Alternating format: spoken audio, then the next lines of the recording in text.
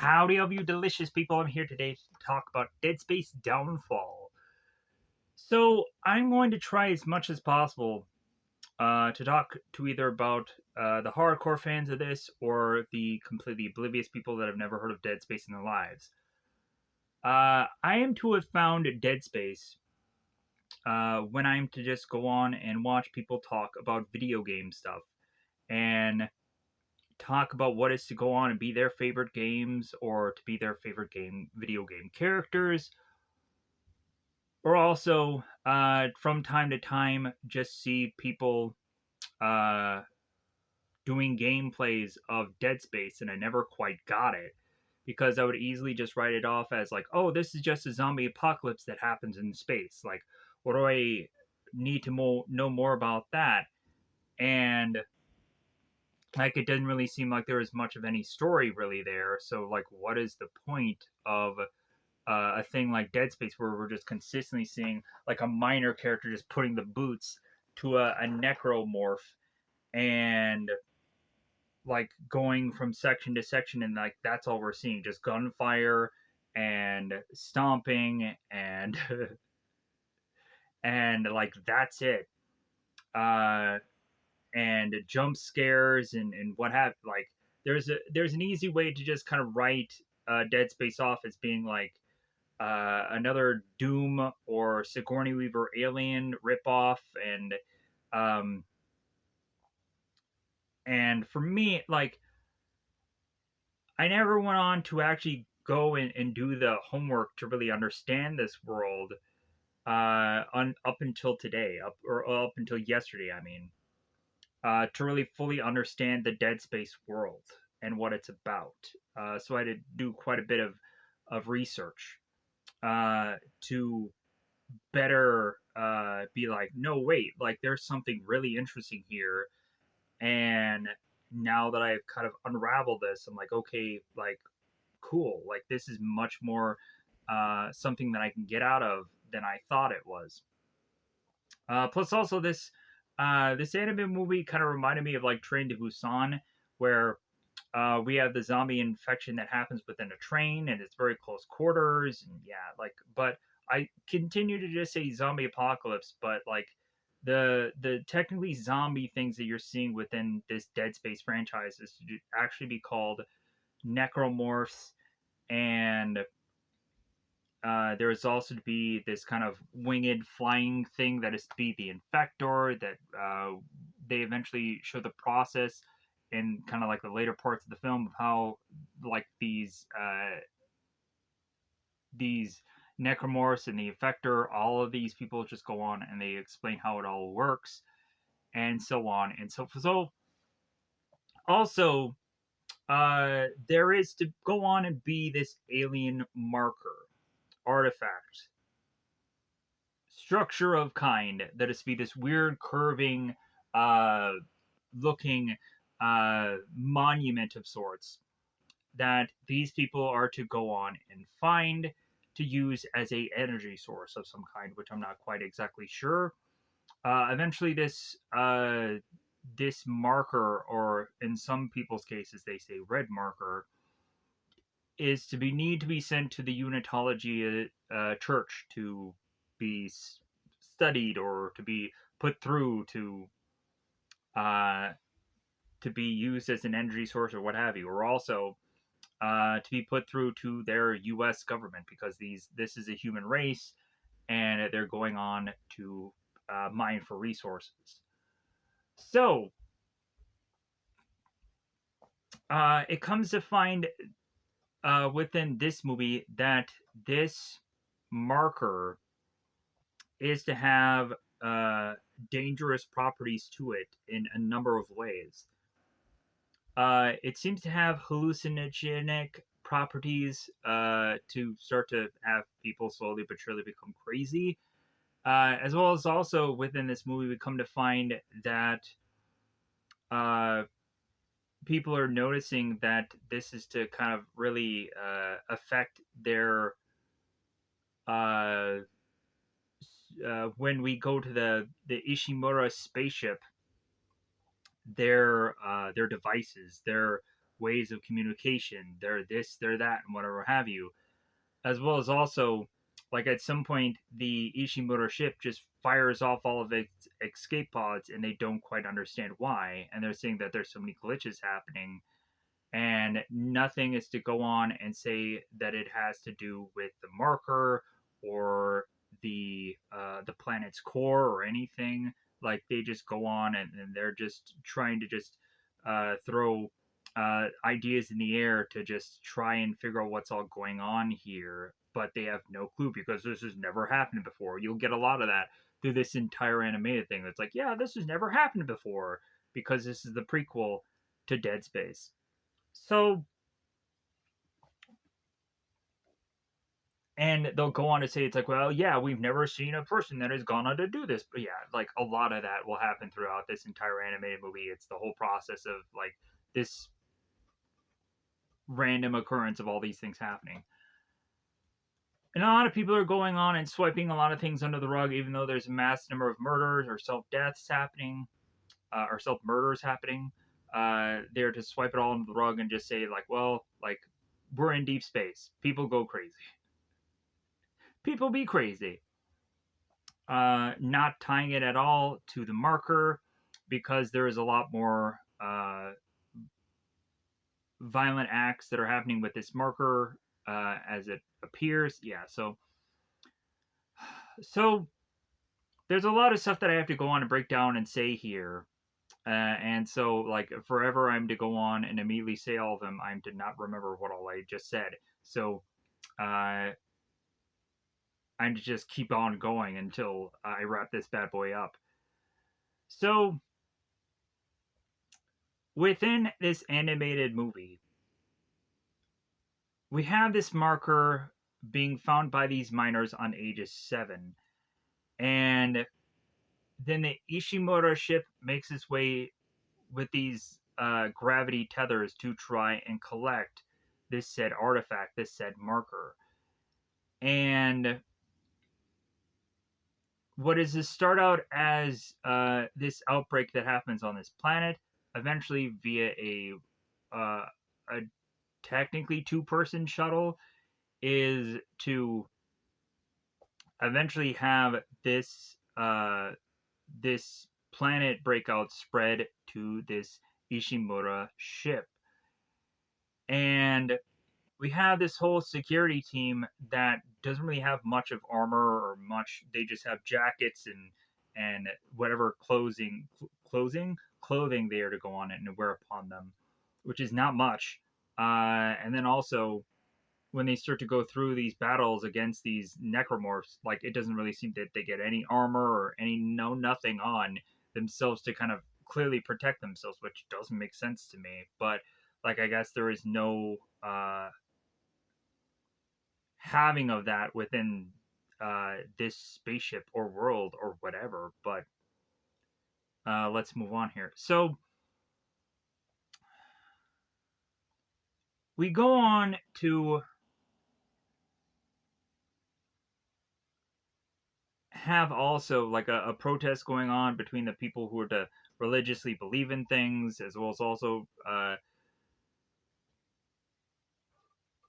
have the people need to eventually not get so close to the marker, because eventually we'll come to find out why by the end of the film, and that is to be interesting. Uh, but so, anyways, when this ship goes on and starts its infection and eventually starts to make people slowly but surely start to become crazed, even uh, to see it on the largest scale of certain people that start to sweat it out and start to become sick and start to become crazed.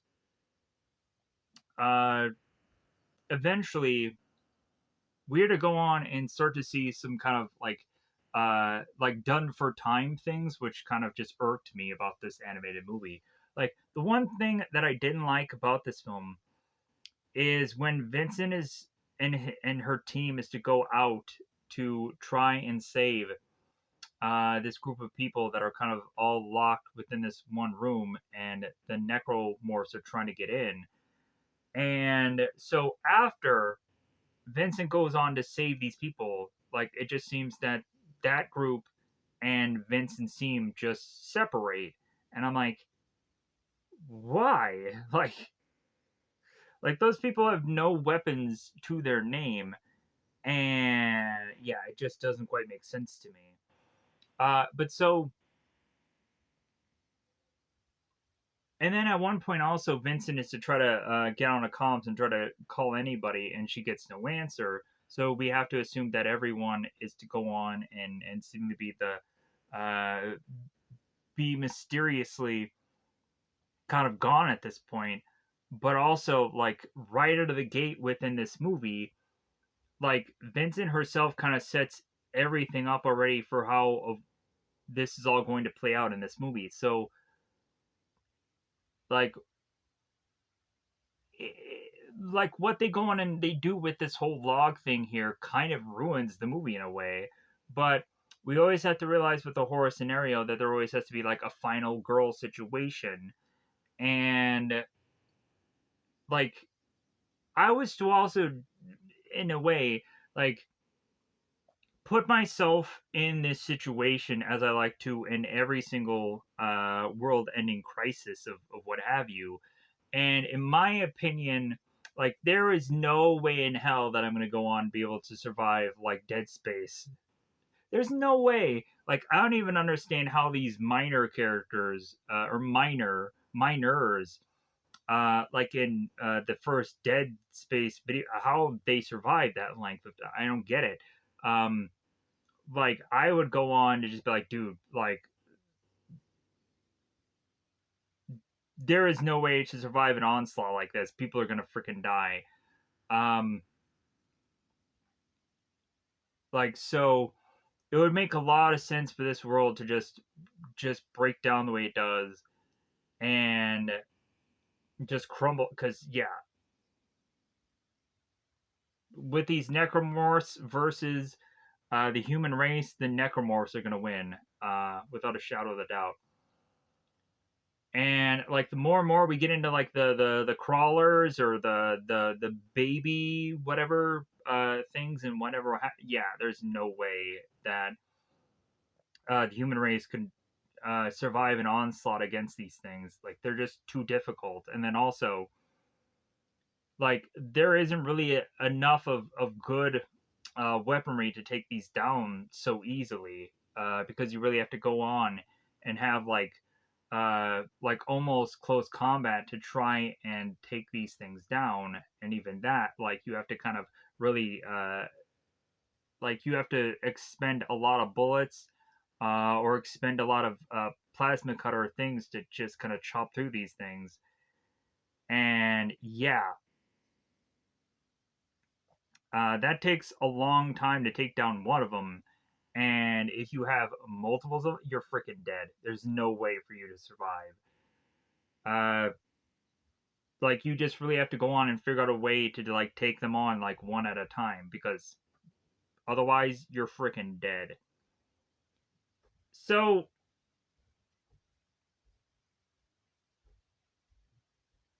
with that said, uh, let's go on and feel that I've probably covered everything. This anime movie, it was great. It was so entertaining. Uh, we also have to find that people like within this movie off themselves. So that is to be quite gruesome. You go on and you see these people that have gone crazed and just want to just murder themselves, and like that is very jarring to see.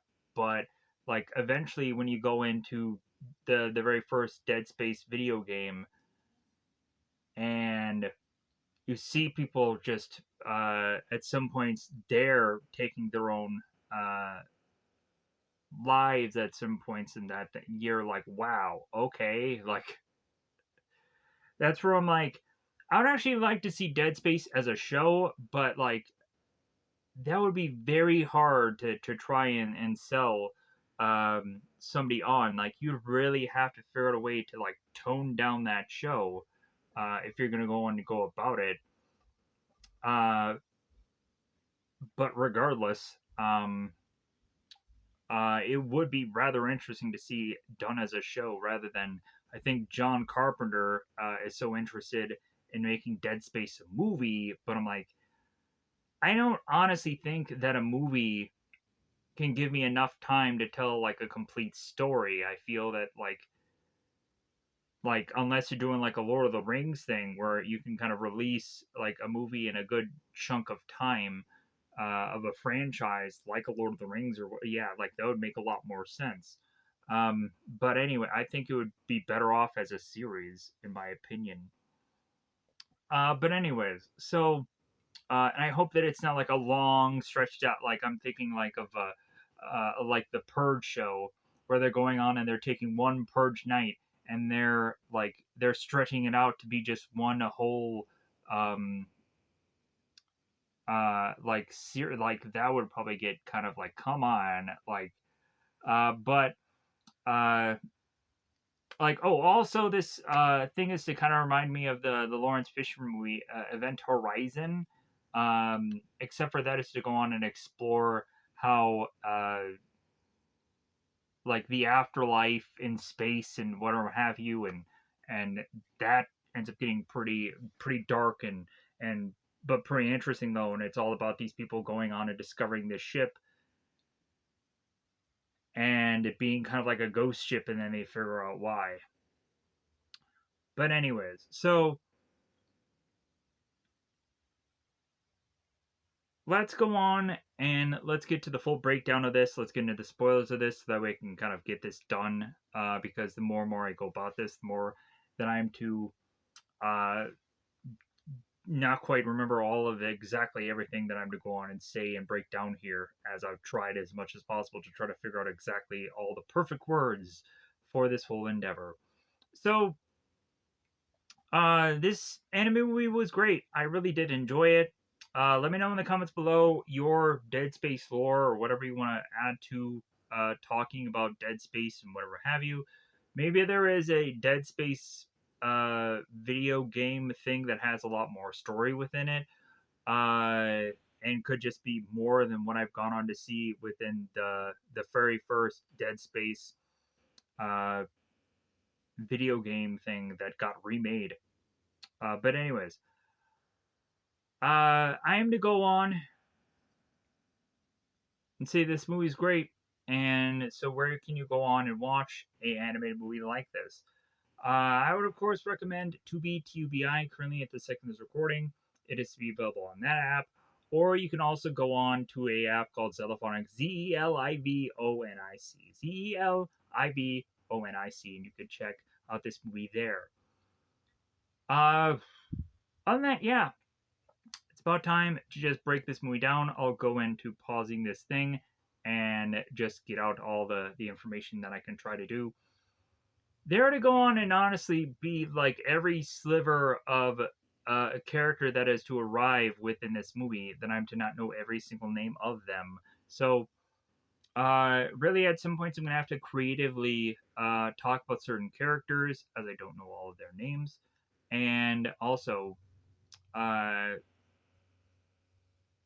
state uh, that um yeah, let's just get this review done. So comment down below anything about this movie specifically, if you loved it, if you saw it before, if you saw it now because you're like, yeah, I've never heard of Dead Space in my life and you enjoyed it, or maybe you hated it because it's too gory or it's too this or too that or too jump scary or whatever, who knows.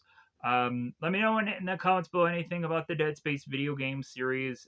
If you're a fan, if you're not a fan, if you're whatever, blah, blah, blah. Because I know there's a lot of people that just bizarrely go on and if they're not a fan of things, they seek out the videos and they're just like, I hated this. And I'm like, okay, all right, whatever your opinion is. I hate Dead Space. And I'm like, okay, whatever. Like, I'm just going on and trying to get every bit of everything that I can out of any kind of pulp cultural thing that it seems that a number of people are all talking about Dead Space, so why not I? I'm kind of curious about the live action movie, but I'm also realizing that the the sequel animated film is to go on and to be, in a lot of people's eyes, not that good. So I might just not be wasting my time going into that. But then again, who knows what is to go on and actually be popular on YouTube, or what is to be the thing that people are to want to go on and connect Dead Space with. So, with that said, I'm going to go on and pause this video here so I can get all my notes and everything that I can go on to talk about this movie, because it's about that time yet again to, of course, go into spoil time. It's about that time I'm going to spoil this movie. Yeah. Alright, so in the very beginning of this film, we have a log that is to be done by Vincent here. She goes on and explains who her name is, and she says that she's the sole survivor, and that there had been a encounter of an alien force that had her lose both the uh, Aegis colony, as well as also uh, she had lost her entire team, her entire crew, and that there is a possible belief that the artifact that they had gone on and found could be responsible or the cause of all this. And if anyone is to go on and find this recording, that both the ship that she is on, as well as also the artifact, both need to be destroyed. And so that is to be kind of like towards the end of our tale, whereas then we have to be like, okay, like X amount of time before that all is to occur. Starting off on planet Aegis 7. So we have these three miners. One of them is Jen, uh, who is to seemingly be the focus of saying that she found this thing. But we also have two other miners who's, I believe one of them is Faro, and there's to, I think, be another miner who, when I was to try to look this guy up, because he's the guy that wears glasses, I'm like, well, like, some people state that it's to be Glenn, and some people have no real answer of who this actually is.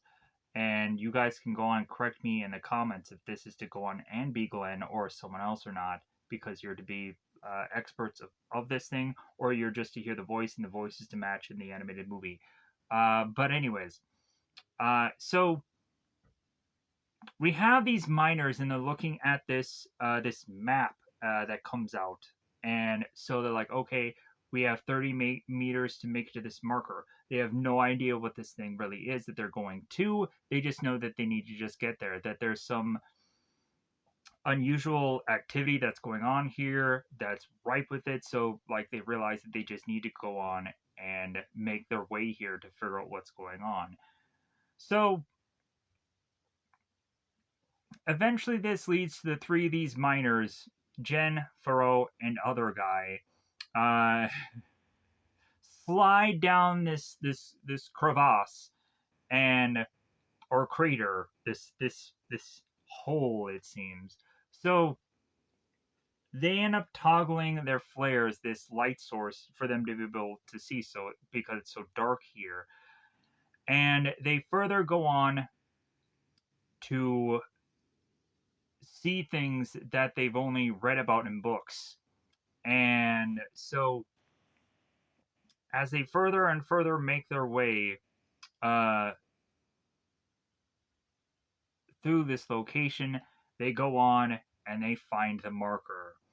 And so they're like, oh my god, we have to contact and call this in right away to the uh, Unitology Church to notify them, and that's the next thing they end up doing.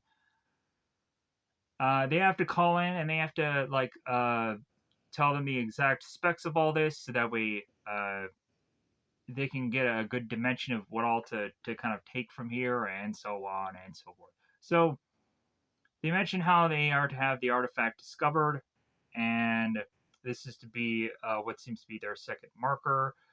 And I think that also at some point Earth had also had a marker like this, and so that's maybe what is to have strived this like just kind of a space race to find more markers. It seems from what I'm to assess or assume within the stories of what people are to tell me within Dead Space. So, and again, for whatever these markers are to have for as far as usefulness, I have no idea. But anyways, so and here is where the Ishimura makes his way to travel to this planet. So we then have the ship give us the title sequence, and like this is as quickly as I can go on and try to uh, try to see what kind of goes on through this anime thing. I want to try as quickly as possible to kind of bash through here. So, and I know that I'm going to get kind of caught with all the technical crap when we go into the bridge and the captain is talking to all these people and all the thing. I'm going to try to sum that down as much as possible to try and figure out how to skim a lot of stuff from this movie because there's so much to be said within dialogues. So, and I'll make that mistake of falling into that loophole anyways, where I say every bit of whatever happens. But anyway, so saying this all here to waste more time, I apologize. So Vincent is to go on to see this one security report that is to be this paper piece of paper that has this paper clip of this picture of this person dead. And then all of a sudden, as Vincent is to look into her computer screen, she is to find out that there is a bunch of more security reports that are to all follow that have been happening in a very short amount of time, which has been like this week. And coincidentally, it coincides with them finding the marker on the planet within the week. So a lot of these homicides have all happened on this Aegis 7 planet, and it is all coincide with them finding this marker also. So it seems that the ship had gone on to have in custody one of the people who is Legios or Legios. Not quite sure exactly how to pronounce this person's name because I may have probably heard it in the animated movie, but I just didn't connect. Or reasonably, his first name is Hans, so I could probably just say that anyways. Hans. That probably is to be a lot easier because there's not a whole lot of other people that are named Hans in this film. So it seemed that Hans had gone on to kill someone, and so Vincent is like, what the heck is going on down on that planet? And so all of a sudden, Chick ends up going on to the speaker to tell Vincent, it's like, well, hey, you're wanted on the bridge. And Vincent is going on and be like, well, it's about effing time. So Vincent gets her jacket, her gloves, her gun, her badge, everything that she is to go on and need. For those of you that are to go on and just be kind of fascinated by the fact that they have these weird like light tubes on the back of them, and you don't know what exactly that is, because you're not quite aware of Dead Space. Those are to be uh, their health bars. For those of you that don't know much about video game stuff, yeah, a health bar is a like if like the that light tubing looking thing that all goes red and goes all the way down. Death. We'll go on and see that at some point within the animated movie that someone will die and then the health bar on their back will change. Probably explaining far too the obvious. Anyways, but I enjoy this animated movie nonetheless. So we have both Glenn and Colin who are going on and talking here on the Aegis 7 Earth surface. And so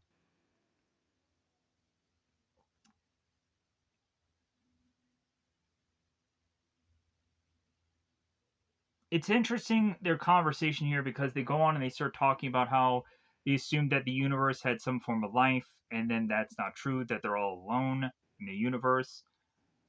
And Jackson all of a sudden pops in to go on and say that that he feels that this marker is cursed, and Colin immediately shuts up Jackson to be like, well, hey, like nobody paid you to talk and like kind of go about your day, uh, like fix those gravity tethers.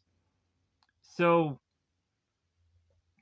and then the further and further, like Jackson just starts like spouting his mouth about what he feels. It's like, well, like Colin tries to just shut him up. So and the fact that Colin is to look at Jackson here like, well, no one asked you. So, but Glenn turns to Colin here. It's like, well, hey, like, you know what? Like, with all these strings of murders and self deaths here, it's like, seems like anyone on this rock is is is starting to just lose their. Should we be concerned? And Colin's like, we're in deep space. Happens. Stuff happens all the time. So Colin's only concern is like the faster they do their job, the faster they can go home and get out of here. So Glenn ends up saying to Colin, it's like, well, hey, your wife, right, discovered this marker, and like, does she have any theories? And like Colin will go on and say, it's like, well, hey, like my wife, like she's to go on and just be a geologist and a site surveyor. Like she's to be not a this that whatever what have you. And and besides, like since her going on and finding the marker, like since then, like she hasn't been well. So it's like, ooh, like there's something going on there. So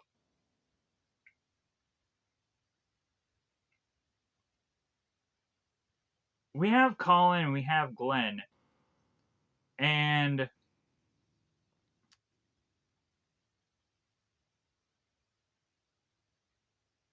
they end up at some point calling the Ishimura ship. And so Colin is focused like, well, hey, we got a timeline, we got a plan to crack. Let's go, let's go, let's go. And like the ship is going on and uh asking like Colin, it's like, well, hey, like what the hell is going on down there? And Colin is to say to the ship back, it's like, well, everything is fine. Like, and so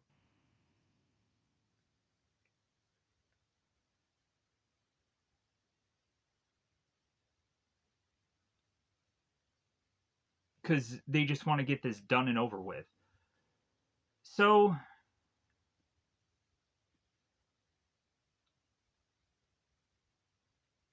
we have Dr. Kine, I believe is the pronunciation of this doctor's name. Or I'll probably just call him Doctor anyways. For that way, I won't mispronounce this guy's name consistently if it's mispronounced. From what it sounded like Kine. So the doctor is to go on and be asking, as he is to be in front of what is to be this marker. Well, like, well, hey, what security do we have to kind of protect this thing? Because it seems that people are probably going to go on and protest about having this marker on the ship. And so, as he's going on and trying to make preparations, he all of a sudden is to be called by Donna for him to make his way to the medical lab. So, we have Vincent that shows up on the bridge talking to the captain, and Vincent is to ask the captain, it's like, well, hey, you wanted to see me? And so the captain's like, well, yes, you're the chief security on the ship. And uh,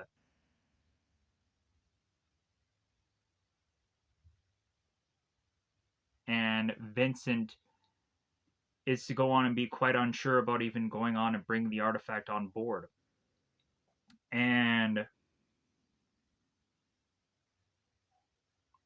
the captain is like, well, yeah, we heard your protest, but yeah, like we're gonna go ahead anyways. And like we just have the captain that is to go on and really just say here that like, well, hey, I have my orders, I have my orders, you have yours, so like we're all just gonna do what we need to do here. Um, but Vincent is to go on and state here about how it seems that there has been a number of occurrences of violent deaths that are happening on this planet, and they all coincide with the marker being uncovered within the last week. Uh,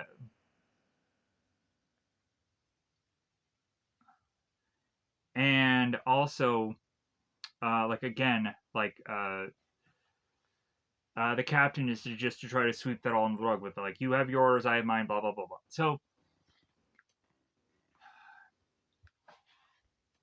we have Vincent that ends up asking the captain why this marker is so important to them, and then the captain again is like, well, like don't fight me on this, and that the doctor will go on, Dr. Kine will go on and study the marker, and you can have your team run all full analysis. And so Vincent is like, okay, sir, as she flips in the bird as she goes on to walk away here. So the ship goes on and gravity tethers the marker to be sucked into the ship. And so uh,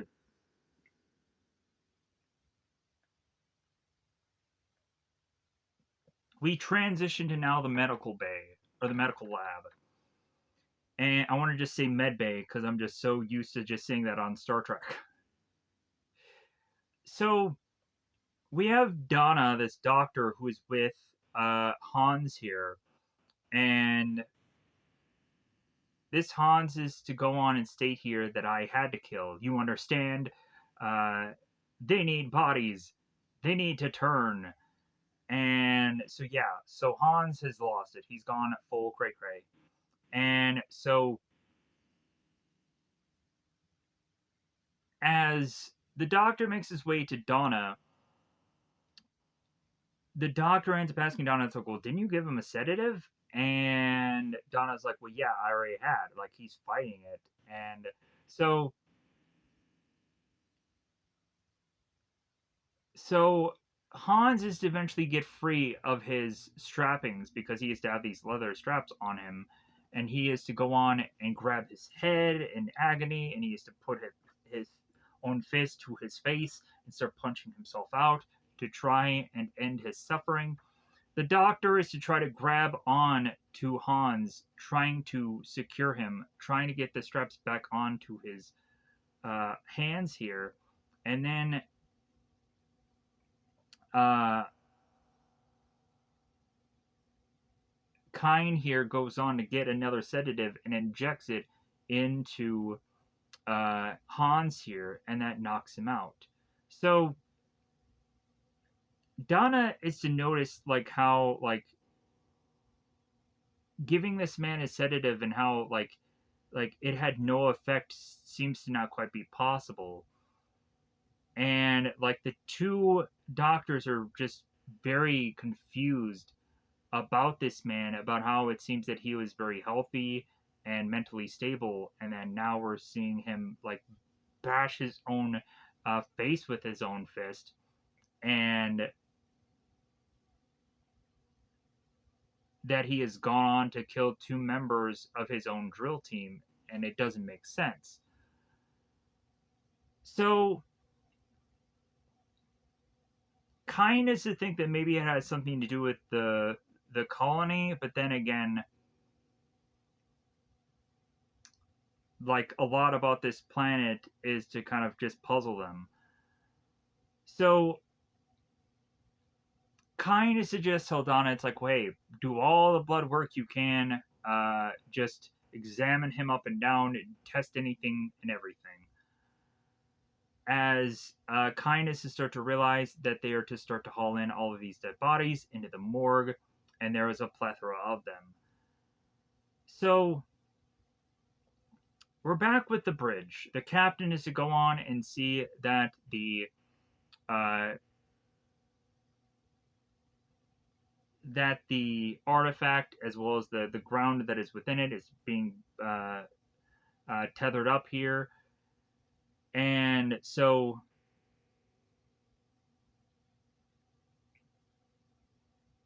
here is where we start to go on and start to have these weird uh, glitches that are starting to happen within this entire ship. Like the whole ship turns off and then turns back on, and Chick is to mention how it seems that the entire system had to just decide to just reboot here, and it makes no sense. And they start talking about the power cores, and they just start talking about the possibility if this ship was somehow attacked or not. And so eventually it goes down to White, who's going on and talking about how, like, when he was an Earth pilot on Earth's side, that at some point their radar had gotten jammed. And so the captain is thinking, well, do you think that somebody's going on and trying to jam our signal somehow, or jamming us somehow in some way? And so White is like, well, hey, I'm just putting everything out there. I'm just thinking of every uh, problem that could be occurring here, and it may go on and just be some kind of weird thing that is jamming the way that we're doing things. So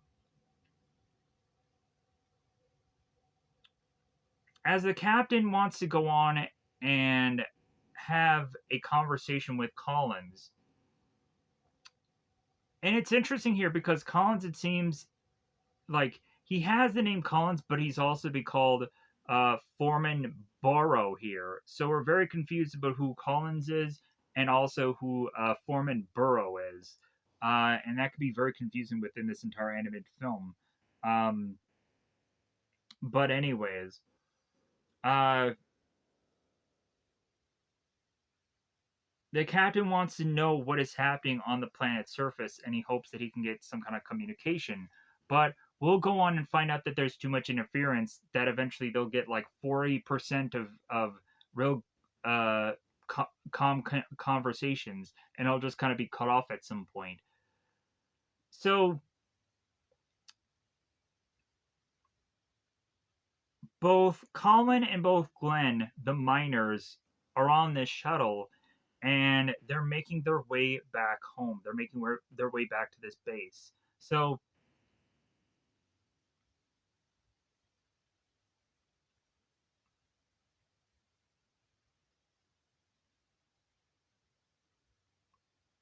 the two miners are going on and stating that, like, their shuttle, like, is having so many problems that, like, it's shaking really horribly here, and they don't quite understand why. So they go on to have comms with the Captain Benjamin from the Ishimura ship, and like it seems to be keep going in and out to where all of a sudden Glenn is all of a sudden seeing his own face within the comms, and this face is starting to morph into multiple other different faces, and getting closer to Glenn's face and scaring the out of him, to where Glenn is to go on and be wiping his eyes and just be thinking that like he's seeing things, and he doesn't quite understand why. So all of a sudden, Glenn starts to talk to Colin and starts to think that there's a possibility that maybe the planet is pushing back, and that Glenn is to tell Colin that it is to have been something that he read in the dangers of harvesting planets. And Colin is to just be like, well, hey, are you looking at another line of work besides what we're doing here? And so Glenn is like, well, hey, it says that the planet's cracking procedure is extremely dangerous to the overall harmony of the universe. And immediately, like, Colin is like, well, that's just a bunch of bullshit. Like, no, like, the only planets we have found in all of space are dead, and Earth was a fluke. So, as soon as both Colin and Glenn make their way out of the shuttle to make their way back to their base, they realize that the entire base is deserted, that it's a ghost town, that they don't know why there's seemingly no signs of life within this base. So they have to go on and make their way into the base to try to figure out what the heck is going on here. So they go on and they start to make their way through this base to go on and find like this kind of unusual kind of residue and kind of just things within the base that seems to be so unnormal for these things to occur. And so Colin then turns the gun and it's like, well, hey, I'm looking for my wife Jen, like catch you later. And so they separate, which is a stupid move. So Colin then makes his way to his room to then come to find that there is a opened area that all of a sudden has all of these necromorphs. And Colin then starts to run to make his way quickly to Jen and his place. And as he is to go on and make it to this room, all he finds is just a lot of blood. And so as Colin further and further looks into the blood, he realizes that the blood, it seems, are to uh, become symbols, to where he's like, oh, like any of the symbols that were to go on and be kind of scribed here, like, are also to be the symbols that were on that marker. So it's like what the heck is going on here? So Colin then turns to find Jen, and it seems that she is to be in a bloody mess. So much so, also, this person to be so disconnected that Jen just walks on this pieces of glass and no pain, no yelling, no nothing. Like, she just steps on it and just keeps on walking. I'm like, oh my god. So that's just tell us how crazy this person is, or really just this person's mindset. So Jen has a seemingly plasma-like axe, or just an axe to her side here, and she has just blood all over her body and cuts and scars and what have you. And so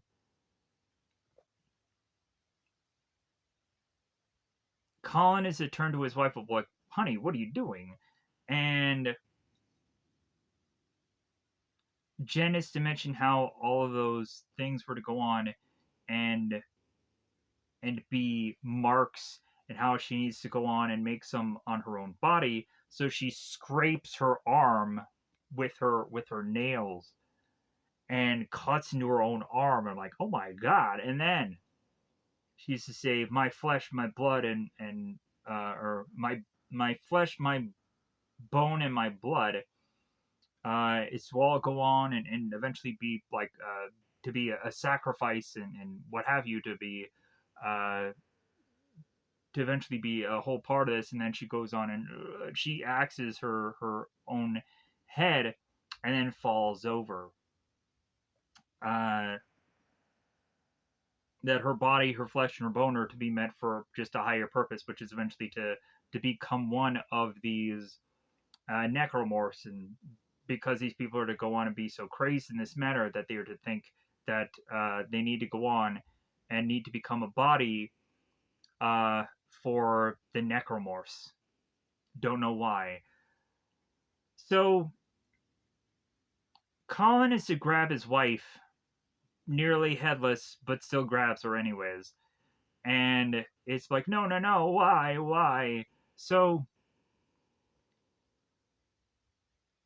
Colin is to assume that he's the only sole survivor on this planet, and so he gets in the shuttle and he effing leaves. So now back with the bridge, the captain is going on and talking to everybody, and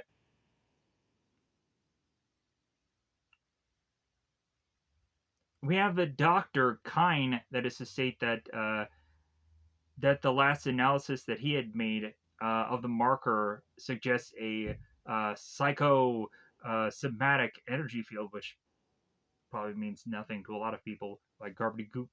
Uh, but it's like on anything that he's ever seen before. Like we get a lot of that. So that supposedly the interference is rising from the planet, and that the markers, not the problem here, is what they try to state. Uh, but the doctor is to draw some conclusions that something is just not right here. That communications, or no, so Chick is to mention that the communications are to come back on, and that they're to hope that they are to require the colony signal to try to figure out what's exactly happening. Um, so they go on this main screen to uh, see the colony for what has happened there, and there is just huge amounts of blood all over the colony and all of the base. And so Vanessa is like, "Well, hey, we need to send a security team down there, like right at once." And the captain is like, "No, no," because whatever that is, like they still have no idea what exactly is. They need a report. They need somebody to tell them what's going. They need to, before they send anybody down there, they need to figure out why they should send anyone down there. And also, there is to be a person reporting that there is a number of people on this planet that is all flatlining all at once, and they don't understand why. And so the doctors to turn to the captain like, man, people are getting slaughtered down there, and Vincent's still just saying like, well, I need to go down there now, and the captain is like, not until we find out what is happening down there. So the captain turns to Chick. It's like, well, we need some comms like SAP as soon as possible. So here is where Colin is carrying his wife's body and rushing to the shuttle, and he's getting on the shuttle and making his way out of this space, out of this planet to get to the Ishimura ship, because he realizes that there's no person to go on and help him. There's no medical bay that they can go into. Yada yada. So uh, while that's going on, before Colin is to close the door on the shuttle, the infector is to fly in to make it to Jen's body to infect her, and then turn around and then have Jen infect Colin and kill him. So, or probably eat him. Whichever. However, it's going to go. So,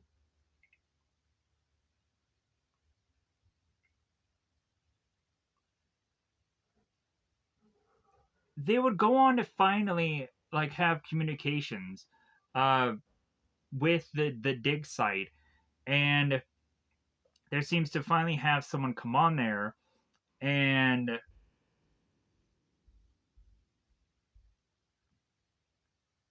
have uh, someone say that like something's down here killing everyone.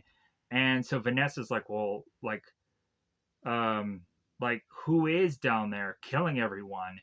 And by the time that they get a real answer, cuts off, because like whoever the dig site person is ends up getting killed by a necromorph. So Vanessa goes on and turns to Chick and is to be grabbing him like, hey, we better go on and we better get uh some kind of frequency to talk to these people, to this colony, to find out what's going on. So the doctor ends up turning to the captain and saying, as the captain is starting to sweat now, we can see his face just glistening with sweat. Not good.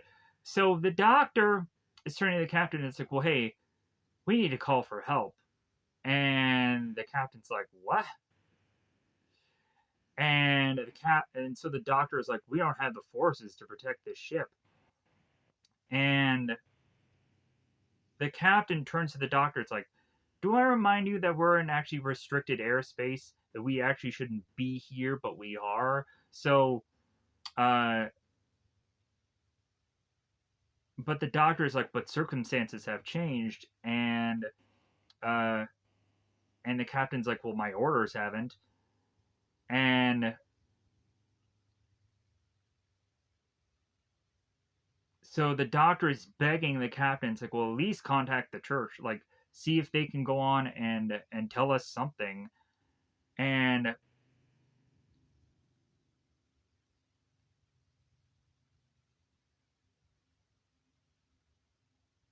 as well as also it's like technically with the dig site being wiped out the way it is, like they have to act, they have to go on and like realize like that all these deaths are to matter here.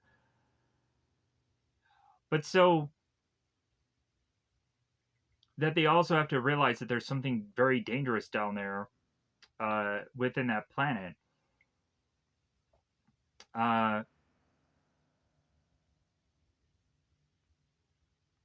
so further and further we have this back and forth and like both the doctor and the captain are consistently talking about what to do. It's back and a lot of it. So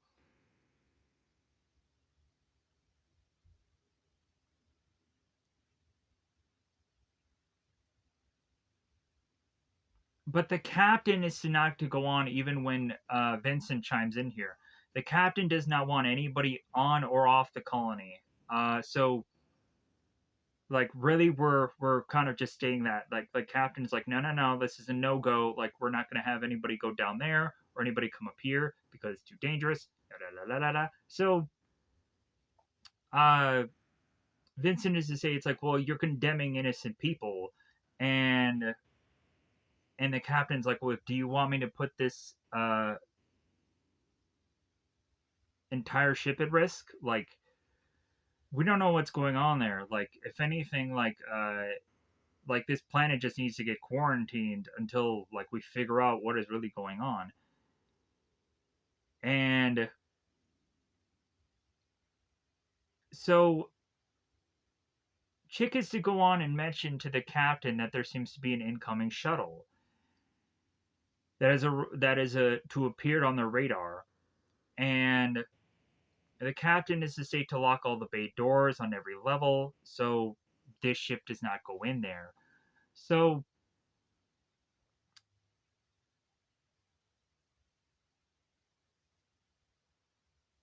Vincent is to think to the captain that maybe there's a possibility that maybe this shuttle is to go on and possibly tell us what's going on down there. And we have the captain's like, well, do what I say and do it now. So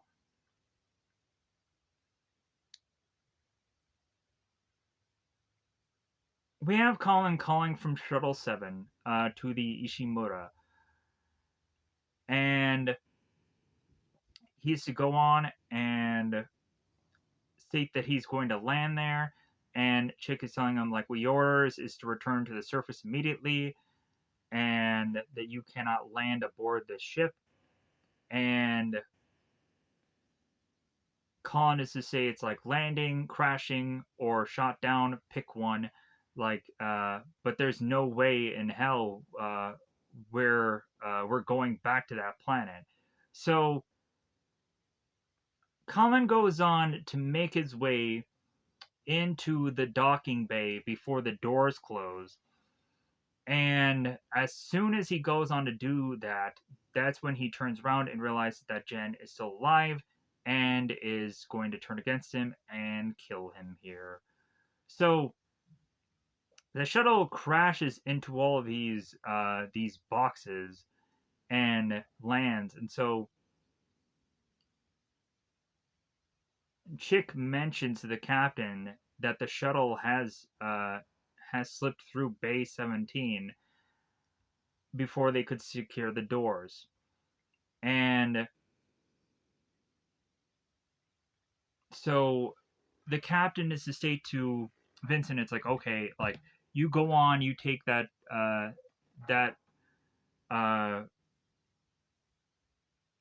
that shuttle and you quarantine it from the rest of the ship.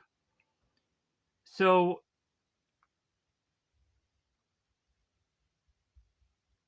and Vincent is like, well, are you sure you don't want me to just shoot all of them?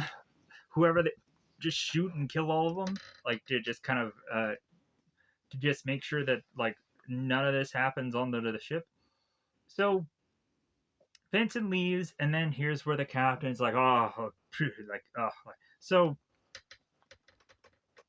the security team makes their way, uh, as Vincent is to call upon her entire team. Uh, we have Hanson that turns to Vincent and ends up asking, it's like, well, what exactly are we dealing with? And Vincent's like, well, like, I have no effing clue. So they make their way to the shuttle and they realize that there is way too much blood all over the shuttle to make any sense of any of this. So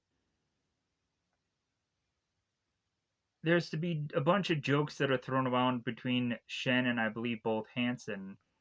I believe it's Hanson. Not quite 100% sure here. And, or maybe it's to be the rookie. Probably just the rookie. Yeah, probably rookie. Anyways, so, could probably go on and definitely double check, but let me pause here. Dobbs, my bad. So, but they call him Rookie, so that's what immediately just kind of stuck to mind. So, Dobbs and Shen consistently just have this back and forth banter between one another, where Shen makes fun of Dobbs' parties as Dobbs is to make fun of Shen's sex life. And so, uh,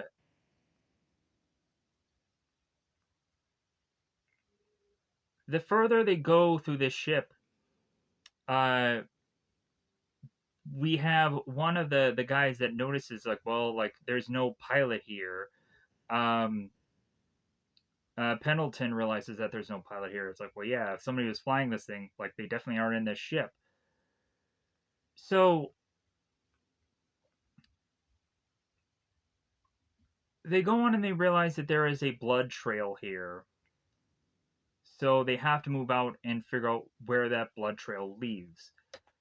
So we're now back with Hans in the med lab. So he is to go on and have the sedative wear off, and he now is to unlatch himself to these restraints, and he starts making his way into the med lab, and all of a sudden he notices the morgue. The morgue all of a sudden is to be rifling with just a bunch of infectors, uh, just consuming all of these people and uh, turning a lot of people into necromorphs. So as Hans sees a necromorph, he then turns and tries to go the other way to then be found by a necromorph, jabbing him through the chest, killing him, and having blood go through his mouth. So Hans is dead. R.I.P. Hans. So back on the bridge, uh,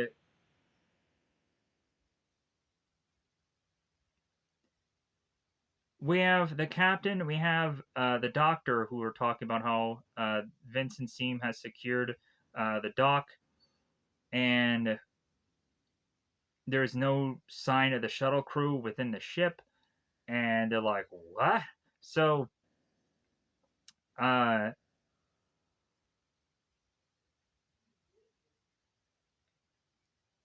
they go on to realize that it's like, well, I guess they're just trying to search the ship now to figure out what had happened, to follow the blood trail, as they say.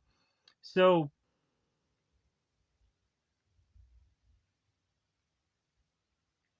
The captain then turns to Dr. Kyne and tells him, like, well, hey, make sure that the artifact is safe and secure. And the doctor has to turn to the captain and say, like, we're over our heads. And so,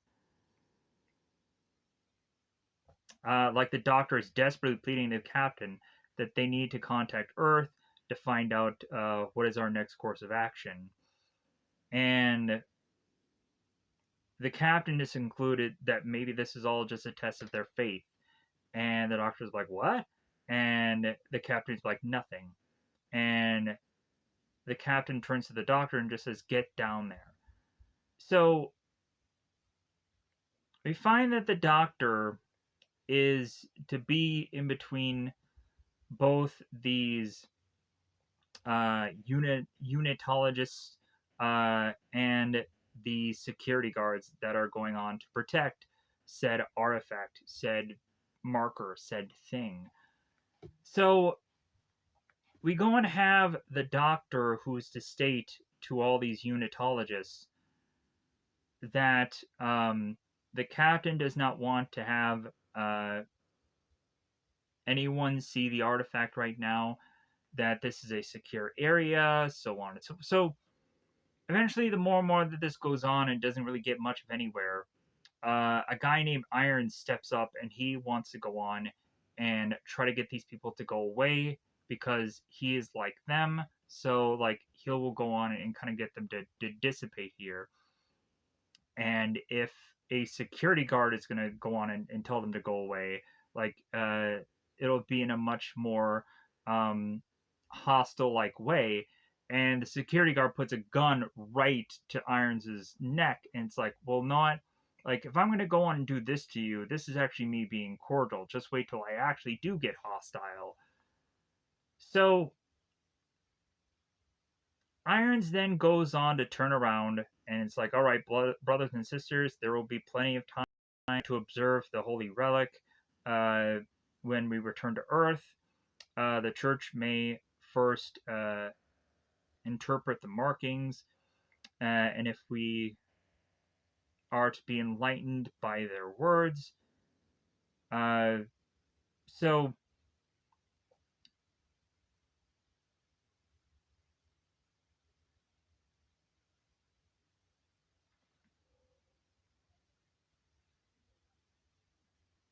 the further and further that Irons talks here, eventually this leads to have Irons say, it's like, well, we need to go on and respect the orders of our captain. And so they go on and they dissipate and then they leave.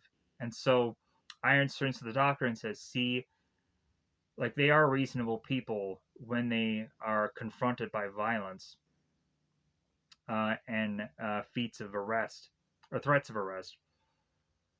And perhaps in light of my help, and so Irons is to say, like, well, hey, can I go on and can I see the artifact? And the doctor's like, no, like, no one will go on and get a chance, but in due time, like some will. And Irons is like, oh, I understand. So as Irons turns and walks away, we then have Kyne who's looking at the artifact, and then all of a sudden he then notices a ventilation shaft that is opening and has Jen there, and she kind of briefly looks and then she disappears, giving us a little bit of a scare there. So now we go on to have the security team consistently follow the blood trail. And so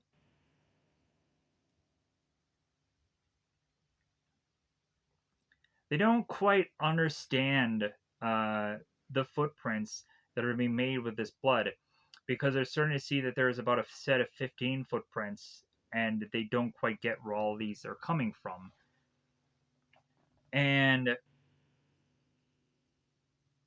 they realize that there's about roughly 20 corpses within the morgue, and there could be a possibility that those 15 footsteps may all go on and connect with the 20 corpses that are in the morgue. And there to possibly think that like, oh, like I guess all those people were to go on and be better than we thought they were, so they kind of got all out of the morgue. And then they're like, nope, like I think like the living dead is kind of going on here. And Dobbs is like, well, hey, I don't mind shooting the living dead. And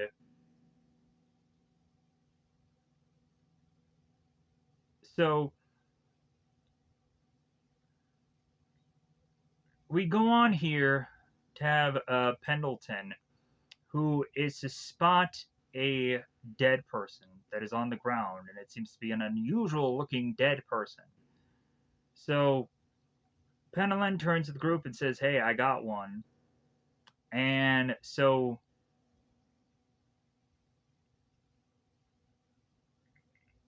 they realize that this dead person seems to have something crawling upon him, or been crawling and chewing upon him. So, uh, and they start to realize that things are just getting weirder by the second here. So,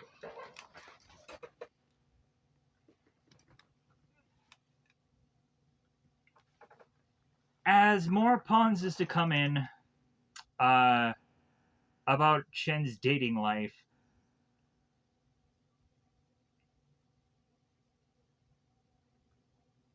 we have a final point where, like, like things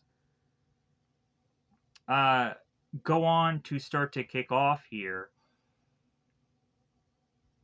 Right as Vincent is trying to contact the captain, and so she tries to go on and tries to have some words with the captain, but then that's all of a sudden when Dobbs ends up getting attacked by a necromorph. And so someone ends up telling Dobbs to look out, and oops.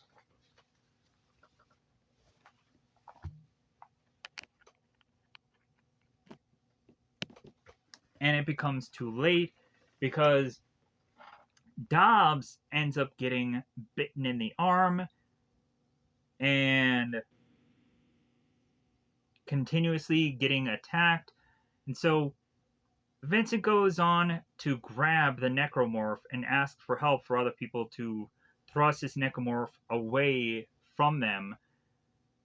And so the necromorph disappears within this sheet and then appears again up to a higher uh, place than them. And so we then start to have these necromorphs all starting to come in here one by one. One is to go and seemingly get on top of Hansen here as it appears, and so on and so yeah. So uh, as the necromorph ends up getting thrusted away here, the team all blasts into the necromorph, tearing it apart. To where it seems that some of these people have to use a whole clip into this thing. So they make their way back to Dobbs as he's heavily bleeding out.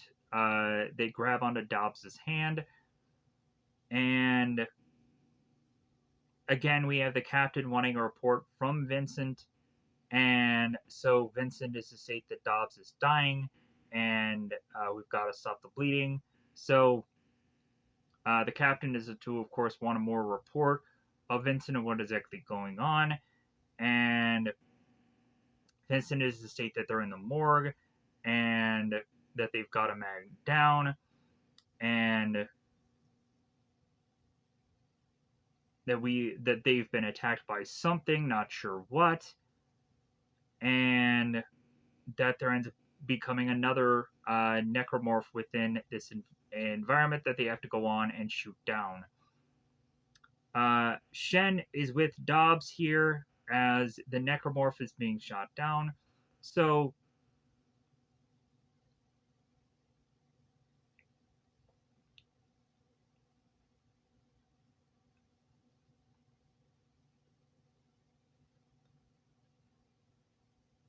uh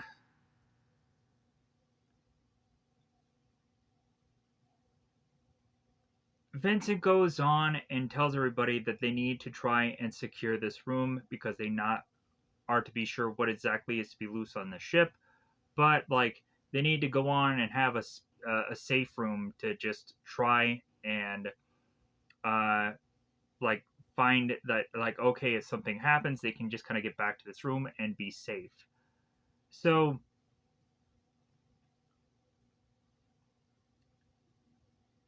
Vincent again goes on to make comms to the bridge. So Vincent again says something alien is attacking us, and the doctor is to ask to the captain that they need to talk, and that the doctor is to mention that anything that had come from the planet is now to make it aboard the ship, and it is somehow again connected to the marker, and I think the church may have been mistaken.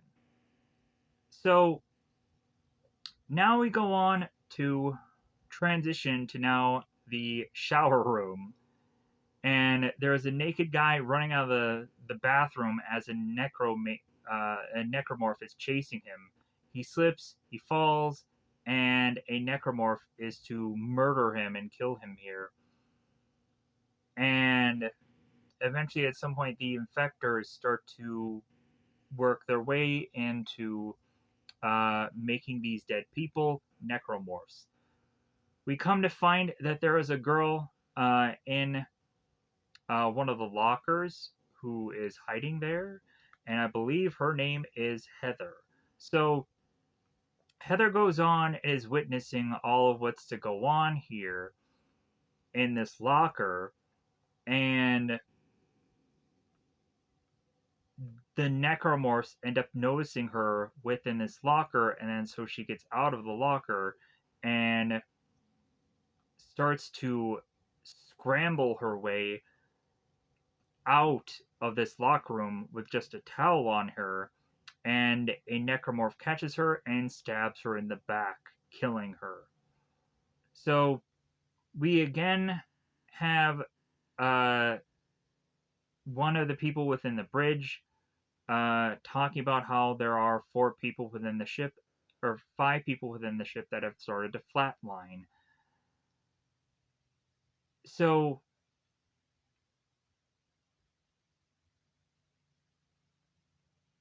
and like there's more to count here. Like 10 to 5 crew members have just died. So and they're all in the mess hall on A deck. So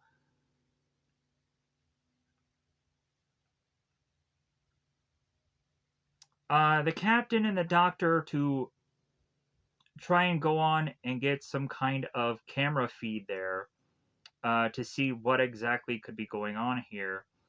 And the captain is to sound the alarm, and the captain is to turn to Vincent's comms and say, like, well, hey, you need to get your team on A deck, mess hall, on the double. And Vincent is like, all right, I'm on my way. And they realize that they're going to walk into a world. So uh, Vincent tells the group, it's like, well, hey, fill your weapons up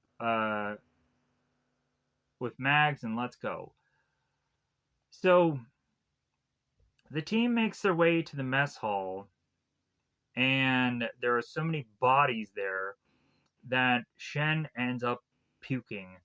And Ramirez turns to Shen. It's like, really, Shen? Like, come on. So they go on and they start to find dead bodies, and then when finding dead bodies, it leads them to a necromorph, and they start blasting away on the necromorphs that they are to go on and find here. So the team starts to backpedal, and they start to like prop this table up for them to kind of have like uh, a kind of wall kind of thing to kind of brace themselves against, uh, for them to kind of to have like a defensive kind of measure here. And Vincent kind of jumps last. And as she jumps, we then have one of these necromorphers that also jumps. And Shen ends up getting out of the way. Paulton ends up punching this thing, grabbing this thing, chucking it. And so with all these necromorphs, there's a bunch of gunfire that's going on here. And we have at one point where like everybody's all over the goddamn place, and like Hansen and Vincent have to kind of just roll out of the way of one of these necromorphs. We have at one point where Pendleton has just a bunch of these necromorphs all jumping onto his back, and then we're eventually slowly but surely going to see that Pendleton is going to die. At one point, he gets his arm chopped off, or his hand from off of his arm chopped off, and he ends up screaming in agony. So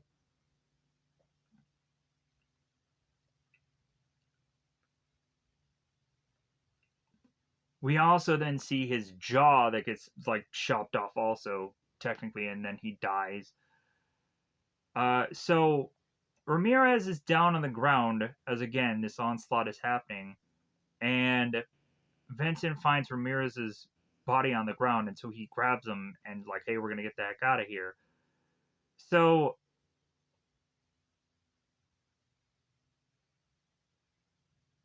and here is where Irons comes in. Irons comes in with this laser cutter and starts cutting through all of these necromorphs, and he saves the day, technically, for now. So Irons just starts chopping through these bad boys with this laser cutter, and how is it that like these guys did not think of this just baffles me. But it seems that the security goes on to ask Irons at one point. It's like, well, hey, where did you find that laser, the plasma cutter thing? And he's like, well, like I found it in a crate, uh, and I guess like I was just really lucky. And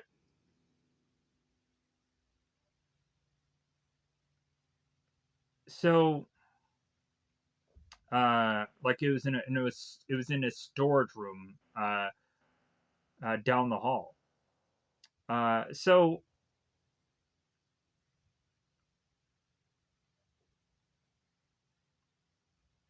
and so as Irons is to go on and kind of finish what he says, he grabs his little stone and he tries to just rub it in his hands. And Ramirez is to say to Irons like, "Well, hey, you're one of those unitologists," and Vincent turns to Ramirez like, "Dude, like shut up! Like he just saved our life. Like, let's grab some weapons and let's get the heck out of here." So Vincent tries to communicate with the bridge and gets nothing because comms are down. And Hansen is to go on and say to Vincent that they should probably consider even abandoning ship. And if these things are spreading the way they are, that there's no stopping them. And Vincent is like, well, hey, your job is the safety of the crew. And the way I see it, we have two options: fight or die. We don't have the luxury of running.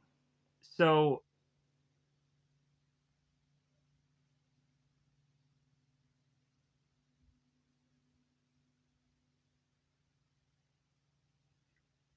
their next thing of like, well, hey, if we can't go on and get contact with the bridge, then that's where they're heading then. And since now every one of them now have these plasma cutters, their idea is like, well, hey, cut first, ask questions later. So now at the bridge, uh,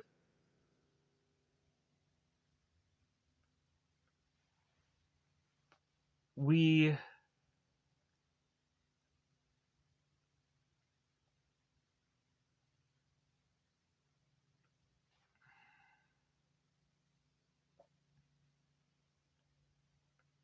have a point here where uh, the captain is to lose his effing mind in this part of this movie.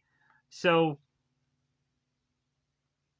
and this is the fun part here. So, the captain is to go on and be so focused about the artifact, and that the doctor is trying to tell the captain is like, well, hey, like, something alien is trying to kill us, uh, like our mission is to be lost at this point, and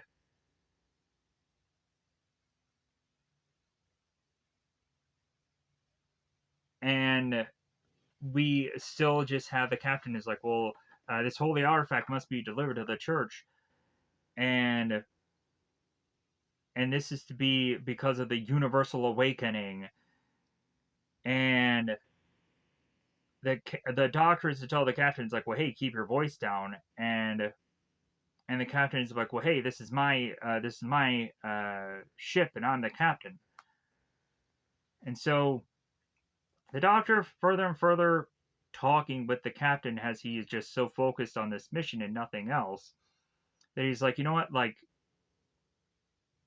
you're so irrational now. Like, if anything, people are dying, and we're in danger, and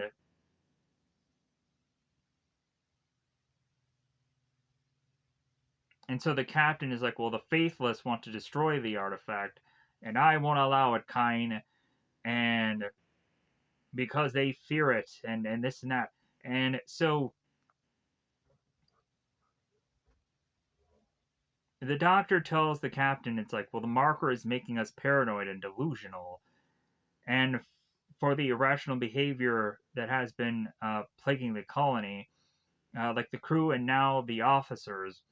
Uh, and so, like, the captain's like, well, this is not irrational, doctor.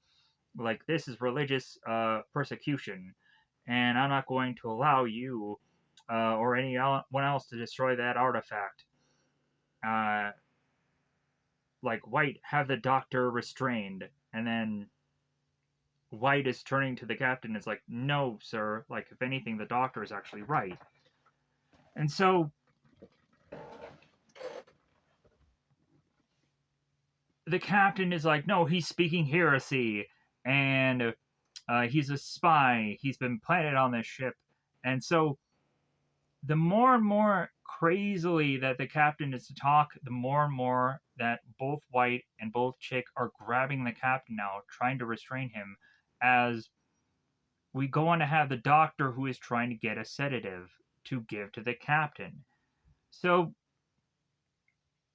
what happens here is, as the doctor is trying to get the sedative, and both White and Chick are holding him down, the captain,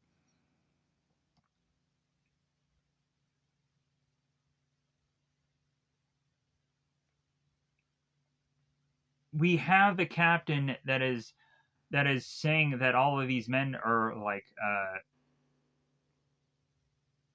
are to be filthy, and like, get your hands off me, and this and that, and so that everyone's a traitor, that so we have the doctor, as he's getting the sedative, the captain lunges to the doctor, grabbing him, choking him, and so honestly, in some kind of defense, like, the doctor accidentally jabs the captain with this uh sedative, and blood ends up spraying onto Chick's face. But then all of a sudden, we then come to find that the captain is laying over on top of the doctor, and his life bar is diminishing into the red, and then is gone. So the injection had went into the captain's eye and killed him. So uh both White and Chicker to go on and say, like, well, hey, you just killed the captain. Like, did you guys see that? Like, so the doctor ends up saying that it was an accident, and people are starting to say that they should arrest the doctor. So here's one of the people on the bridge start to notice that every single one of the escape pods are starting to launch off. And they end up asking, of course, what is going on, and there's nothing they can do. And that they realize that every single one of the shuttles are now empty. And the doc realizes, like, well, there's only one thing left to do: stop the launches, and they can't. So Chick ends up telling everyone that all of the emergency shuttles are all gone. So too bad, so sad. So we have Vincent and what is to be left of their team, and they're wanting to make their way to the bridge, if there still is a bridge at this point, because of all of this ship getting infiltrated. And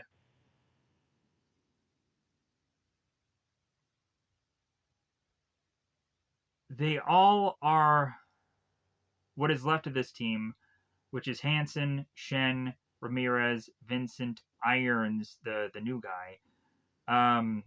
They all realize that there is a bunch of morphers that are following them.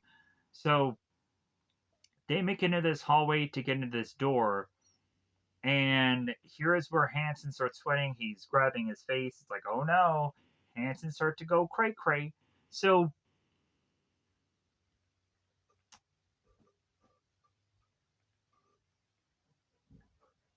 we go on to have the team making it through this door, and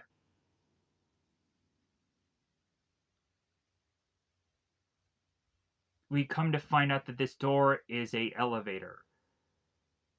So, and there was even a point where Hansen was just kind of frozen, and Ramirez had to grab him to like pull him to like, hey, let's go, because Hansen was just like, So within the elevator, they have to go on and point that out of like, hey, Hansen, like, why did you freeze like that? And like, do we have to worry about you?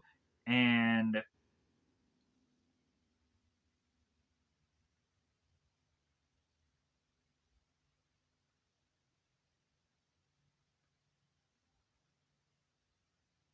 Hansen is like, well, hey, I'm okay. Like, mind your own business. Like, da da da da. So we now have them in uh, this level after they get out of this elevator. That it seems to be an area that looks like it looks like a kind of cryo thing, but like I'm not quite exactly sure what is cryoli being held within it. Like it looks like plant life, but then again, like it just looks like just a bunch of green containers of things. I'm not quite sure exactly what this is. So someone can go on and explain it to me in the comments. If you know, then you know.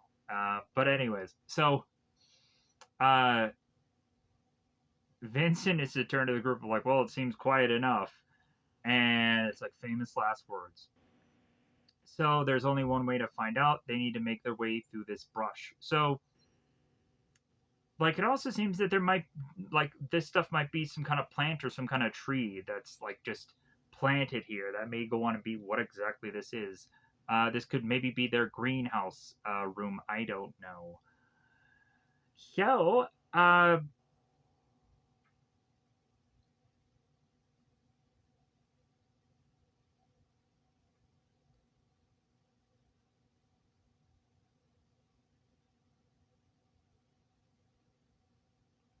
Vincent tells Ramirez like, hey, just keep an eye out on Hansen because he seems very shifty and very uh like very concerned. So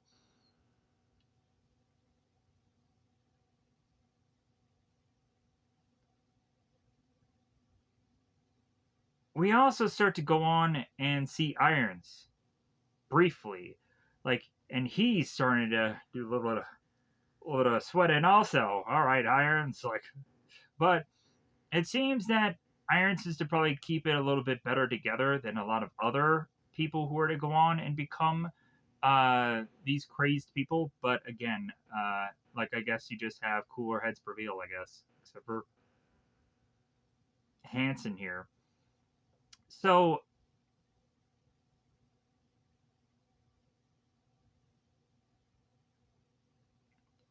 at one point, Hansen shouts out something, and then Vincent grabs him and is like, "Hey, like, shut the f up! Like we want to try to be as quiet as possible to not alert any necro morphs here." So uh, Hansen is to go on and tell Vincent to f herself, and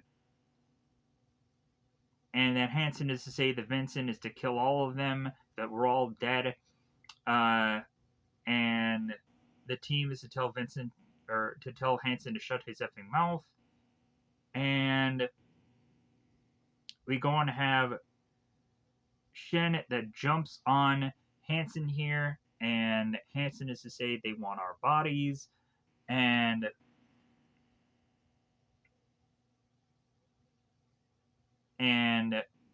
Shen is telling Hansen, it's like, well, hey, like, get yourself together here, and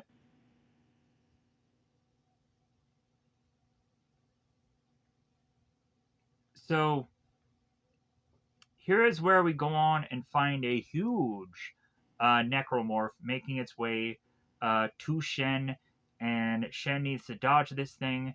And what she ends up doing is she goes on to chop the head of this thing and then chops the stomach of it because it's so big with this plasma cutter. And I'm like, all right, Shen. But then all of a sudden, we then have these, I believe they're called crawlers, these almost plant-like um, little crawling things that start to make their way onto everybody. And like by the time that happens, like freaking everybody's done by then. Like if everybody dies, I wouldn't be surprised. So necromorphs are coming out of the woodwork. They have to start chopping them down with the plasma cutters. So we of course have Hansen, who I believe is so easily uh, to still actually surprisingly be in the fight here. No, let me say that again. So that statement that I was to go on and actually say here. So Hansen ends up kind of running around to find that he is neck and neck with another is a neck to neck with a necromorph, and he decides that he's going to go on and actually fight against it instead of just give in to it. And Shen is to go on and start killing the necromorphs and state that they aren't that tough. Well, all of a sudden, we end up realizing that Hansen has turned on Shen and is cutting her in half, Terrifier style. Yeah. And I'm just like, no, Shen, the character that I could just be like, meh, about. Because I know what happens by the end of this film because of how it's already set up. So Hansen cuts Shen in half, and I'm like, oh my god. And so Hansen then starts to kill all the rest of the team, it tries to seem, as Hansen goes after Vincent and is trying with the plasma cutter cut her in half. And we go on to have Ramirez, who shoots Hansen in the head, killing him.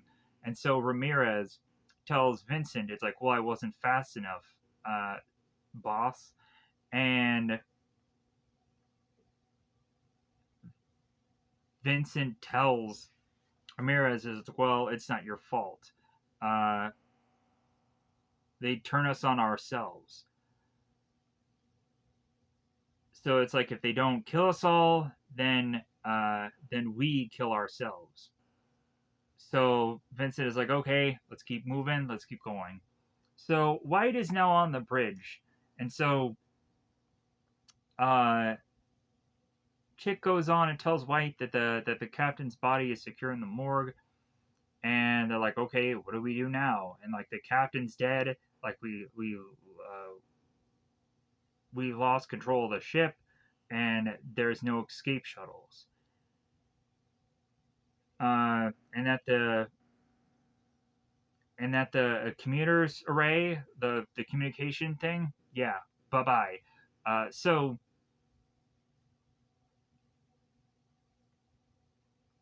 they realize that there's no way to contact home, and it's only a matter of time until those things start to reach them. So how long am I going here? Only an hour and 40 minutes. That's pretty decent because I think I'm almost at the somewhat tail end here. So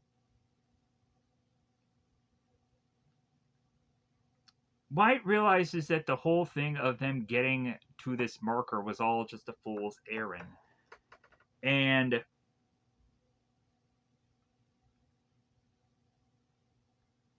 so all of a sudden there seems to be a banging at the bridge door. And the guys are to go on and think that the Necromorphs are making their way to the bridge, which it isn't. It's to actually be Vincent's security team. They're to try to make it their way through these doors. And so like White turns to Chick, it's like, well, hey, do you think that like these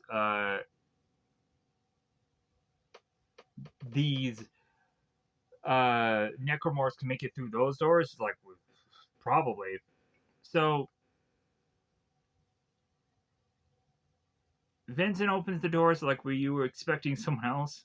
So Vincent and Chick, or Vincent and Chick. So Vincent and yeah, Vincent and Chick try to help everybody just kind of get out of the elevator shaft here.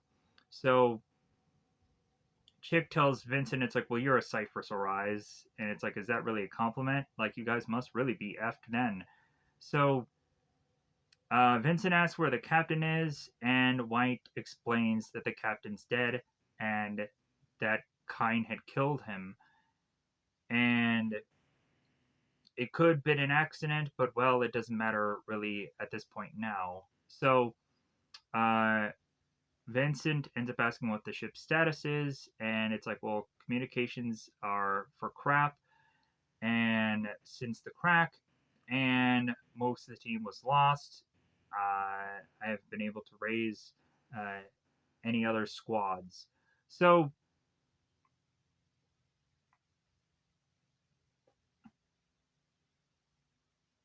Vincent ends up telling White that it seems that these necromorphs, they're mean, but they're beatable. Uh,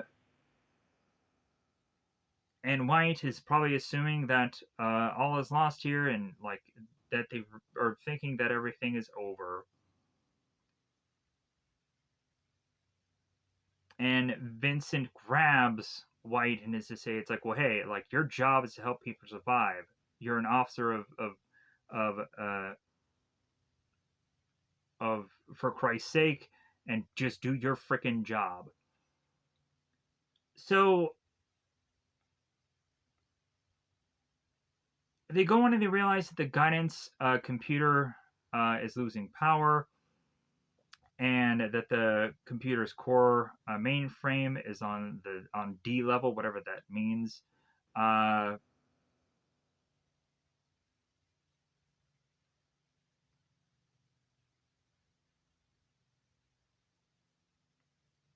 so they're trying to go on and they're trying to get some images,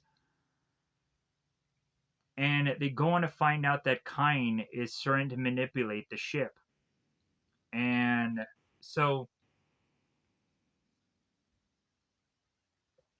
Vincent ends up asking Chick and White, it's like, well, hey, what happens if all the computers go down here? And White is to say, like, well, hey, if the computers completely go down, then like the ship will stop firing correctly. The ship's engines will stop firing correctly.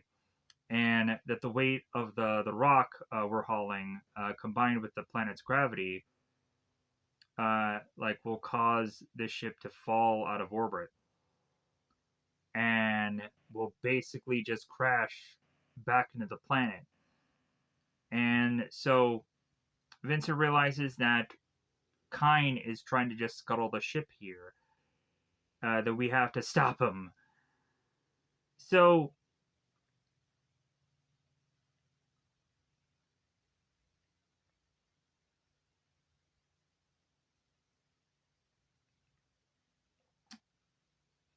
White thinks that that mission is to kind of be suicide because they have to make it through the necromorphs and all kinds of things to try and get to Kyne. And Vincent ends up telling White, it's like, well, hey, we're again here to save these people or die trying, so that's what we're going to do. So Vincent's team makes their way to where Kyne is, and here is where we really start to see even more that that Irons is starting to sweat it out here. So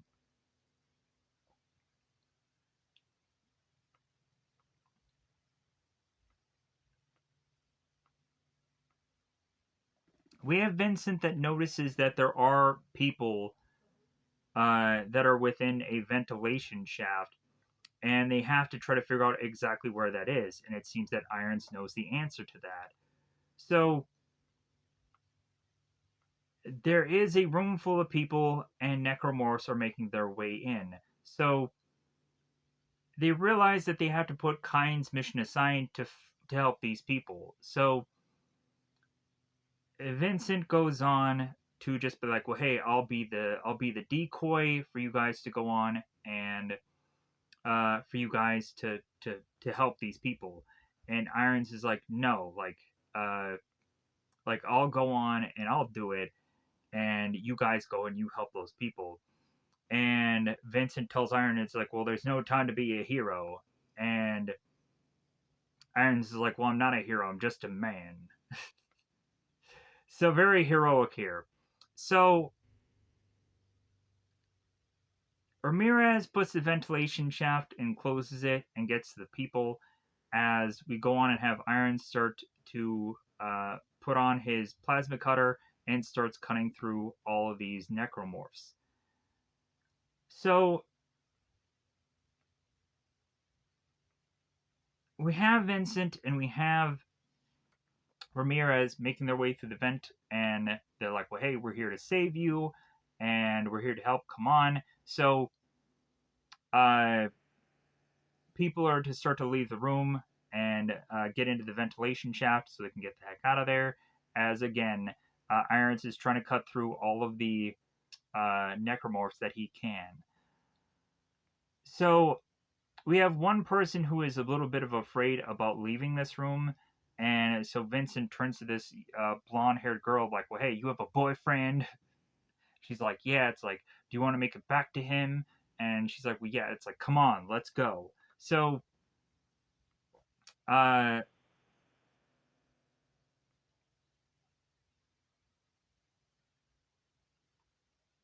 by this time, so we're seeing Ramirez and he's putting the ventilation shaft down, and everybody's trying to escape from this room.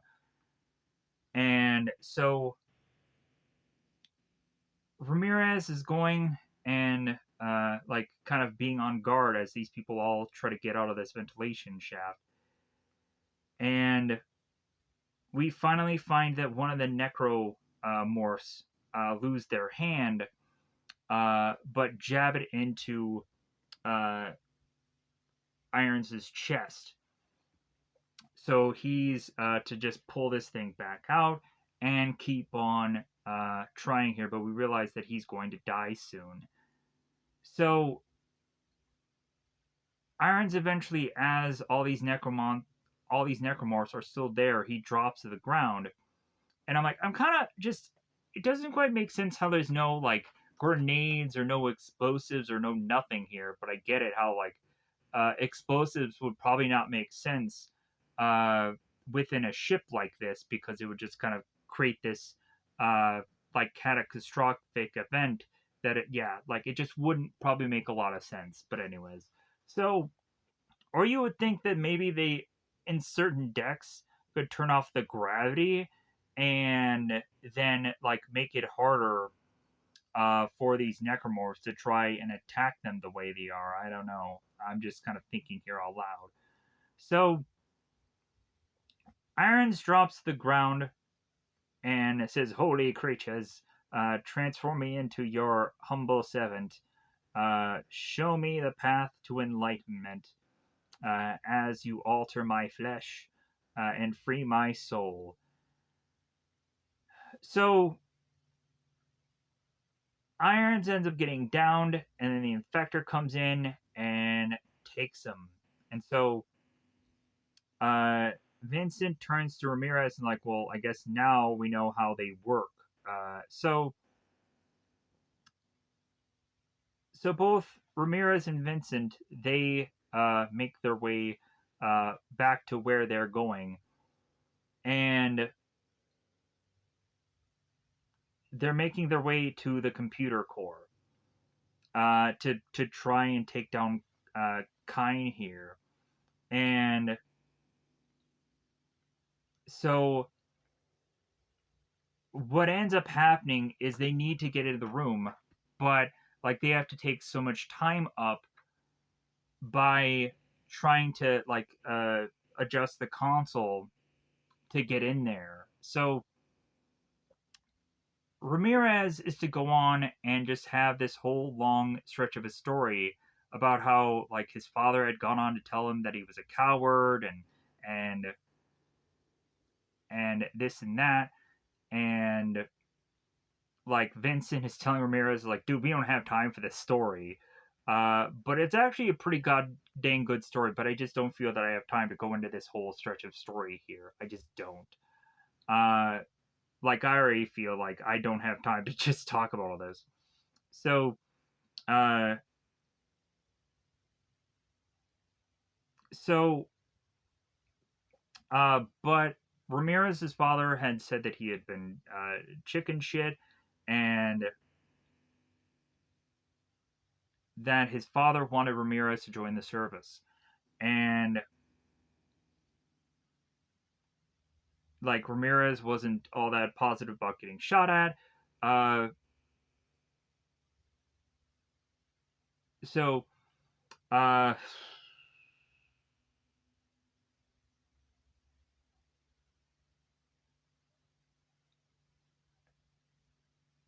but yeah, so Ramirez goes into this whole story and then finishes it and then rewires the thing. The doors end up opening. Vincent goes in, and so Ramirez is to go on and tell Vincent, it's like, well, hey, like if anything, like these necromorphs, they're gonna try and they're going to get through these doors.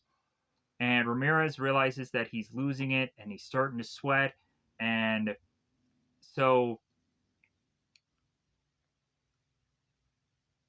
Ramirez tells Vincent that the door won't hold him for long, and that Vincent is going to go on and do all the best that he can to fend off these necromorphs, while Vincent is in this room trying to fight off Kine here. So,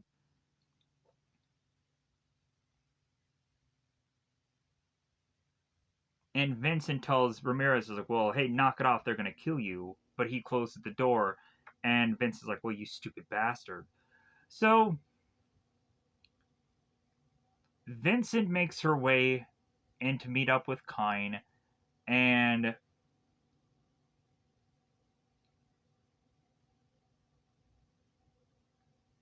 there ends up getting a warning over the computer that planetfall is estimated in 3 hours. So Vincent tells Kine to get away from the control panel, and Kine is like, "Oh, Alyssa," um, and so Kine is telling Vincent that the marker cannot return to Earth. Uh, and so Vincent is like, "Well, you're gonna kill all of us instead." And like in my mind, I'm like, there's probably not anybody really left to not kill at this point, or to kill at this point. But so,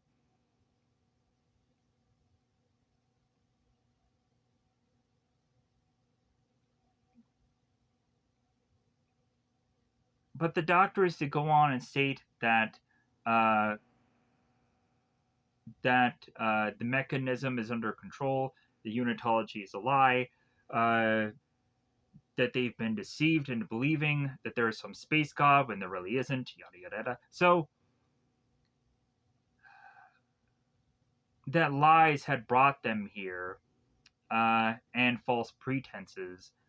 And so the more and more that Vincent talks to Kyne here, the closer and closer that Vincent gets to Kyne, chucks him away from the console, and then Kyne is to grab on Divine. They wrestle, and that this infection may go on to spread to the entire human race, and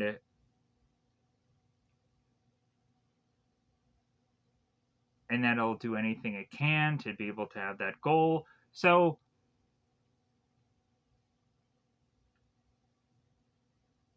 but uh,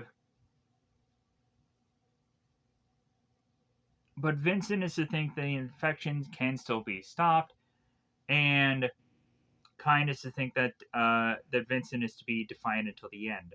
So,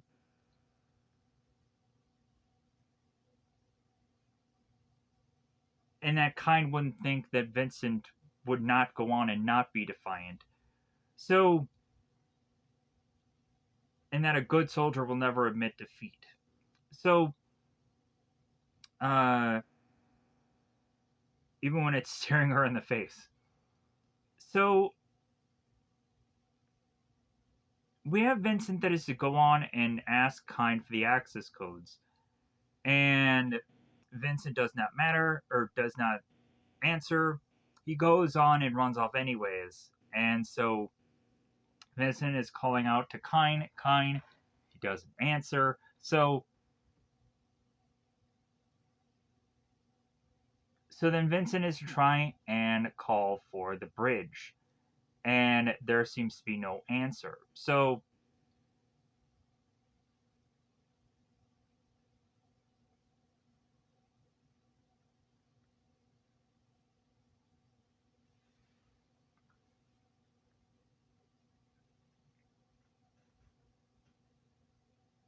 we have Vincent that is to eventually go on and realize that the only thing that she has really much left to do is to just have some kind of last bit of something to take out these necromorphs, one way or the other.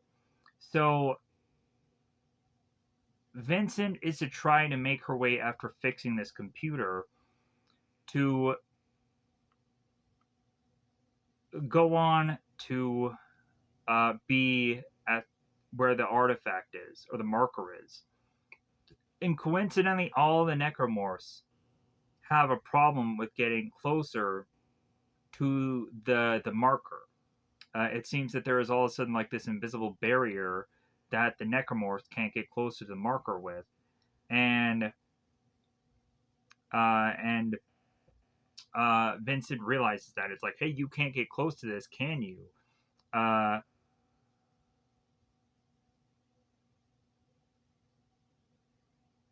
so Vincent is to go on because it's the only thing that is to be left keeping her alive, to just be stuck by the marker. And so Vincent has gone on to be so exhausted that she is to fall asleep. So she wakes up, and all of a sudden, she has Ramirez talking to her, assessing that, like, well, yeah, she's either gone so starved, or the marker is, of course, going on to make her crazy that she's seeing Ramirez. So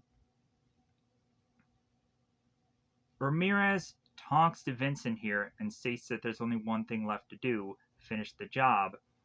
And Vincent asks Ramirez how, and Ramirez tells Vincent to save the ship. So Ramirez then goes off to find this shuttle. And so that is in the shuttle bay here. And so Vincent here's where she goes on, and she sits by this keyboard before the necromorphs get to her, and she makes her last message that her name is Allison Vincent, that I am the security chief, I am the sole survivor. We encountered this alien force. They have taken over the bodies of the crew. The colony was lost. My team is dead. The Ishimura is under their control. It is my belief that the artifact we discovered on the surface is somewhat responsible. It has driven us mad, turned us against one another. If you find this recording, the Ishimura and the artifact must be destroyed. The Ishimura and the artifact tell those on Earth that many people fought and died bravely. Yeah, we have to really go into that. And don't let us be forgotten. Don't let us be forgotten. This is Chief Allison Vincent signing off. And then end video log. So video log. So, and so she sends out this emergency beacon, which I don't know why she would do that, but regardless. So Vincent goes on to open the airlock and then makes her way on to the shuttle. She makes her way onto the shuttle to fire off what it seems to be a flare of some kind, or a weapon of some kind. And then, at a certain point of her holding on to this shuttle, or this thing, she then starts to slip away, and then starts to become floating off into outer space. And while that is going on, a song is to be playing, and we have to realize that Vincent is going to die in space, losing oxygen, blah blah blah blah. So we realize that even the sole survivor is not going to make it out alive here, that she is going to die, and in a very aliens-like fashion, that's how things just kind of play out here. Except for in Aliens, Sigourney Weaver did stay alive by the end of that film, and they all ended up in cryosleep. But then in the sequel, a lot of the people in cryosleep eventually died. But anyways, with that said, I'm going to get the heck out of here so I can put this out as a review today. Goodbye, everybody. Goodbye, everybody. Yeah, I really did like this. I really did enjoy this animated movie. But yeah, like I'm sure this will just be another bit of content that will just be lost on the channel. Like, well, okay, like, well, hey, it was kind of fun just doing a Dead Space thing for today. Just kind of keep trying to just change things up, um, and just trying to remain some kind of hope or positive of just trying to make some kind of momentum or headway, even though it takes a number of days for me to do these videos and I should be pumping them out daily. But like, uh, like so much about these things are just so challenging, and I have to do my research and this and that and whatever have you. But like regardless, like I had fun. I had fun watching this. This is actually a good bit of content. So I'm gonna get that kind of. Bye everybody. Bye everybody.